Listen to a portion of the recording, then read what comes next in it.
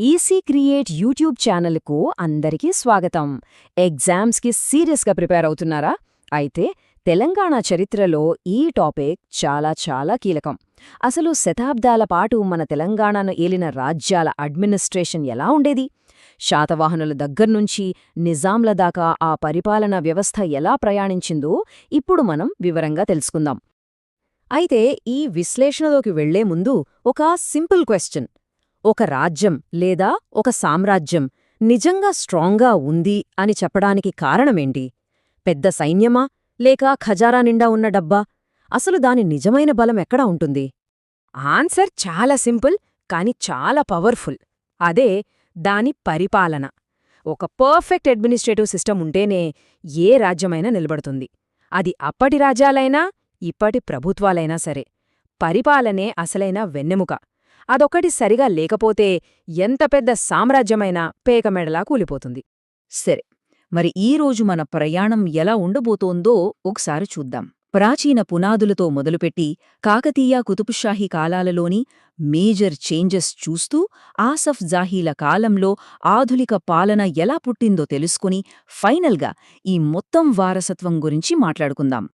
Right. ముందుగా మనం ప్రాచీన కాలానికి వెళ్దాం. తెలంగాణ ప్రాంతాన్ని పాలించిన తొలి రాజవంశాలు పరిపాలన కోసం కొత్తగా ఏమీ కనిపెట్టలేదు. వాళ్లకంటే ముందున్న వాళ్ల సిస్టమ్నే వారసత్వంగా తీసుకుని దానికి చిన్న చిన్న మార్పులు చేసుకుంటూ పాలించారు. ఇక్కడ ఈ టైంలైన్లో చూస్తే మనకు క్లియర్గా అర్థమవుతుంది. ఒకరి తర్వాత ఒకరు వచ్చినవాళ్లు తమ ముందున్నవాళ్ల పరిపాలనా పద్ధతులనే ఫాలో అయ్యారు. చూడండి, శాతవాహనులు మౌర్యుల సిస్టమ్ని, ఇక్ష్వాకులు శాతవాహనుల సిస్టమ్ని, ఆ తర్వాత వచ్చిన చాళుక్యులు రాష్ట్రకూటుల సిస్టమ్ని అడాప్ట్ చేసుకున్నారు. మరి ఆ సిస్టమ్ ఎలా ఉండేది? శాతవాహనుల టైంలో రాజుకు హెల్ప్ చేయడానికి మంత్రులు ఉండేవారు. వాళ్లలో హెడ్ విశ్వాసామాత్యుడు, అంటే మన ఇప్పటి ప్రైమ్ మినిస్టర్ లాంటి పోస్ట్ అన్నమాట. మహాసేనాపతి ఏమో ఆర్మీ చీఫ్, భాండారికుడు ట్రెజరీ హెడ్. ఇక లోకల్ లెవెల్లో చూస్తే ఊరికి పెద్దనో గ్రామికా అని, సిటీ అడ్మినిస్ట్రేషన్ని నిగమసభలు చూసుకునేవని మనకు శాసనాల ద్వారా తెలుస్తోంది. సో ఈ తొలి దశలో మనం గుర్తుంచుకోవాల్సిన మెయిన్ పాయింట్ ఒక్కటే: కంటిన్యూటీ. అంటే ఈ రాజ్యాలు తమ ముందున్న వాళ్ల ఫ్రేమ్వర్క్నే తీసుకుని వాళ్ల అవసరాలకు తగ్గట్టుగా అడ్జస్ట్ చేసుకున్నాయే తప్ప స్క్రాచ్ నుంచి కొత్త సిస్టమ్స్ని బిల్డ్ చేయలేదు. ఇక ఇప్పుడు మనం తెలంగాణ అడ్మినిస్ట్రేషన్ హిస్టరీలో ఒక టర్నింగ్ పాయింట్కి వచ్చాం. ఒక విప్లవమనే చెప్పాలి. అదే కాకతీయుల యుగం. వీళ్లు పరిపాలనలో అద్భుతమైన మార్పులు తీసుకొచ్చి ఒక కొత్త శకానికి నాంది పలికారు. ఆ విప్లవంలో అత్యంత ముఖ్యమైంది ఈ నాయంకర వ్యవస్థ. దీన్ని రుద్రమదేవి మొదలుపెడితే ప్రతాపరుద్రుడు పటిష్టం చేశారు. కాన్సెప్ట్ చాలా బ్రిలియంట్. రాజు తన సైనిక కమాండర్లకు జీతానికి బదులుగా కొన్ని గ్రామాలని ఇచ్చేస్తాడు. దానికి బదులుగా ఆ కమాండర్లు ఒక సైన్యాన్ని మెయింటైన్ చేసి యుద్ధం వచ్చినప్పుడు రాజుకు సహాయం చేయాలి. ఇది ఎలా పనిచేసేదో చూడండి. ఫస్ట్, రాజు ల్యాండ్ ఇస్తాడు. సెకండ్, నాయకుడు ఆర్మీని పోషిస్తాడు. థర్డ్, ఆ ఆర్మీ రాజుకోసం పోరాడుతుంది. దీనివల్ల రాజరక్షణ భారం రాజు ఒక్కడిమీదే కాకుండా నాయకులందరిమీద షేర్ అయింది.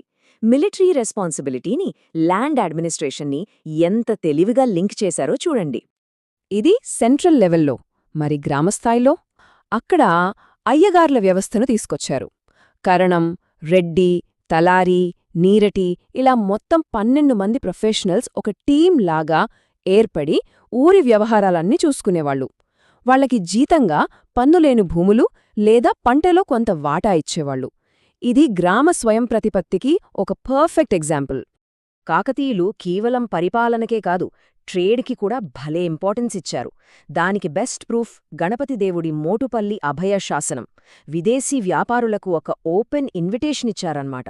మీరు రండి, భయం లేకుండా వ్యాపారం చేసుకోండి, మీకు పూర్తి ప్రొటెక్షన్ ఇస్తాం, ఎక్కువ ట్యాక్సులు కూడా వెయ్యం అని ఈ శాసనం ద్వారా హామీ ఇచ్చారు. ఓకే, కాకతీయుల వికేంద్రీకరణ పాలన చూసాం కదా. ఇప్పుడు సీన్ కట్ చేస్తే కుతుబ్ షాహీలు. వీళ్ల రాకతో అడ్మినిస్ట్రేషన్ స్టైల్ కంప్లీట్గా మారిపోయింది. పాలన మళ్లీ సెంట్రలైజ్డ్ అయ్యింది. అంటే పవర్ అంతా సుల్తాన్ చేతిలోకే వచ్చేసింది. వీళ్లు బహ్మనీల నుండి వచ్చిన పర్షియన్ మోడల్ అడ్మినిస్ట్రేషన్ని ఫాలో అయ్యారు. వీళ్ల పరిపాలన చాలా స్ట్రక్చర్డ్గా ఉండేది. సుల్తాన్కి సపోర్ట్గా దివాన్ అంటే ప్రైమ్ మినిస్టర్ ఉండేవారు. మనందరికీ తెలిసిన అక్కన్న, మాదన్నలు ఈ పదవుల్లోనే కదా చాలా పవర్ఫుల్ అయ్యారు. ఇక ఫైనాన్స్ వ్యవహారాలు Mir Jumla, city law and order కోత్వాల్ చూసుకునేవారు. రాజ్యాన్ని ఒక క్లియర్ హైరార్కీలో డివైడ్ చేశారు. రాజ్యాన్ని తరఫ్ అనే ప్రావిన్సులుగా, తరఫ్లను సర్కార్ అనే జిల్లాలుగా, సర్కార్లను పరగణలుగా విభజించారు. ఈ స్ట్రక్చర్ వల్ల పైనుంచి వచ్చే ఆర్డర్స్ కింది స్థాయి వరకు ఎఫెక్టివ్గా చేరేవి. రైట్, ఇప్పుడు మనం మోడర్న్ హిస్టరీలోకి ఎంటర్ అవుతున్నాం. ఆసఫ్ జాహీలు అంటే మన నిజాంల పాలన. వీళ్ల మీద మొదట్లో మొఘల్స్ ప్రభావం, ఆ తర్వాత బ్రిటిష్ వాళ్ల ప్రభావం చాలా గట్టిగా పడింది. సరిగ్గా ఈ టైంలోనే హైదరాబాద్ స్టేట్ని పూర్తిగా మార్చేసిన కొన్ని చారిత్రాత్మకమైన సంస్కరణలు జరిగాయి. ఆ సంస్కరణలన్నింటిలోకి అత్యంత ముఖ్యమైంది 1865లో మొదటి సాలార్ జంగు తీసుకొచ్చిన జిల్లాబందీ వ్యవస్థ. ఇది రెవెన్యూ అడ్మినిస్ట్రేషన్లో ఒక మైలురాయి లాంటిది. ఈ సిస్టమ్ ద్వారా రాష్ట్రాన్ని సైంటిఫిక్గా జిల్లాలు, తాలూకాలు, గ్రామాలుగా డివైడ్ చేసి ట్యాక్స్ కలెక్షన్ని మధ్యవర్తులు లేకుండా డైరెక్ట్గా ప్రభుత్వమే చేపట్టేలా చేశారు. ఈ స్లైడ్ చూస్తే మనకు బిఫోర్ సాలార్ జంగ్, ఆఫ్టర్ సాలార్ జంగ్ అన్నట్టు క్లియర్గా అర్థమవుతుంది. మధ్యవర్తుల సిస్టమ్ను రద్దు చేశారు. జ్యుడిషియరీని అడ్మినిస్ట్రేషన్ నుంచి వేరుచేసి హైకోర్టును స్థాపించారు. మోడర్న్ పోలీస్ ఫోర్స్ను ఏర్పాటు చేశారు. ఇలా మొత్తం 14 కొత్త డిపార్ట్మెంట్లు క్రియేట్ చేసి అడ్మినిస్ట్రేషన్కు ఒక కంప్లీట్ మేకోవర్ ఇచ్చారు. ఆసఫ్ జాహీల పరిపాలనలో ఇంకో very very important event Mulki నియమాలు. 1919లో 7వ నిజాం మీర్ ఉస్మాన్ అలీ ఖాన్ ఒక ఫెర్మానా అంటే రాయల్ ఆర్డర్ జారీ చేశారు. దాని ప్రకారం ప్రభుత్వ ఉద్యోగాల్లో స్థానికులకే అంటే ముల్కీలకే మొదటి ప్రిఫరెన్స్ ఇవ్వాలి. ఈ నియమాలే భవిష్యత్లో తెలంగాణ సామాజిక, రాజకీయ ఉద్యమాలకు ఒక ముఖ్యమైన కారణమయ్యాయి. ఇది ఎగ్జామ్ పాయింట్ ఆఫ్ వ్యూలో చాలా ఇంపార్టెంట్. అయితే నిజాం కాలంలో భూయాజమాన్య పద్ధతులు చాలా కాంప్లికేటెడ్గా, దోపిడీతో కూడుకుని ఉండేవి. నిజాం పర్సనల్ ల్యాండ్ని సర్ఫ్-ఏ-ఖాస్ అనేవాళ్లు, గవర్నమెంట్ ల్యాండ్ని దివానీ అని, సేవలకు బదులుగా ఇచ్చిన భూములను జాగీర్ అని పిలిచేవాళ్లు. వీటన్నింటికంటే దారుణమైంది వెట్టి చాకిరీ, అంటే జీతం లేకుండా బలవంతంగా పని చేయించుకోవడం. ఇది గ్రామీణ పేదల జీవితాలను నరకప్రాయం చేసింది. ఇంతటి సుదీర్ఘ చరిత్రను చూసిన తర్వాత మనం ఫైనల్ స్టేజ్కి వచ్చాం. ఈ 100 ఏళ్ల ప్రయాణంలో నిరంతరాయంగా కొనసాగిన అంశాలేవి, వచ్చిన పెద్ద పెద్ద మార్పులేవి అనే విషయాలను ఇప్పుడు ఒక్కసారి క్విక్గా రివ్యూ చేద్దాం. స్టూడెంట్స్ ఈ పాయింట్స్ ఖచ్చితంగా గుర్తుపెట్టుకోవాలి. 1. కంటిన్యూటీ. పటేల్, రెడ్డి లాంటి విలేజ్ లెవెల్ పోస్టులు శతాబ్దాలుగా కొనసాగాయి. 2. చేంజ్. పవర్ స్ట్రక్చర్ కాకతీయుల టైంలో డీసెంట్రలైజ్డ్ అయితే కుతుబ్ షాహీల టైంలో సెంట్రలైజ్డ్ అయింది. 3. ఇన్ఫ్లుయెన్స్. మన అడ్మినిస్ట్రేషన్పై మౌర్యులు, ముఘల్స్, బ్రిటిష్ వాళ్ల ప్రభావం క్లియర్గా కనిపిస్తోంది. ఇక హాట్ టాపిక్స్ ఏవంటే నాయంకర వ్యవస్థ, సాలార్ జంగ్ రీఫార్మ్స్, ముల్కీ రూల్స్. వీటిపై క్వశ్చన్స్ పక్కాగా వస్తాయి. ముగించే ముందు ఒక ఆలోచింపజేసే ప్రశ్నతో మిమ్మల్ని వదిలేస్తాను.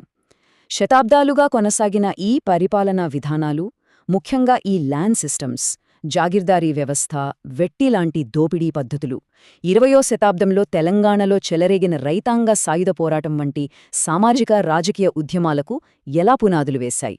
దీని గురించి ఆలోచించండి. ఈ విశ్లేషణ మీకు ఉపయోగపడిందని ఆశిస్తున్నాము. ఈసీ క్రియేట్ ఛానల్కు లైక్ చేయండి, మీ స్నేహితులతో షేర్ చేయండి, మరియు మరిన్ని ఇలాంటి డీటెయిల్డ్ విశ్లేషణల కోసం తప్పకుండా సబ్స్క్రైబ్ చేసుకోండి. మరో ఆసక్తికరమైన అంశంతో మళ్ళీ కలుద్దాం.